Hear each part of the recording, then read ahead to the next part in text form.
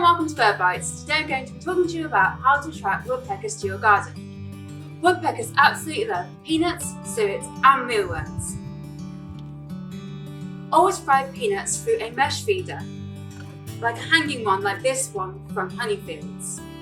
Woodpeckers don't tend to feed from the ground, so using a hanging feeder is a really good way to attract them.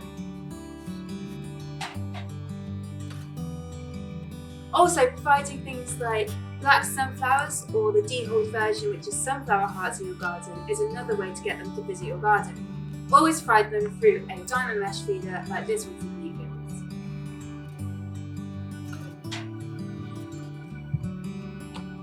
Woodpeckers absolutely love insects, so providing things like mealworms is a really good way to inject a bit of protein into their diet, and it's always one of their most favourite things, so you'll find that they go first from your garden.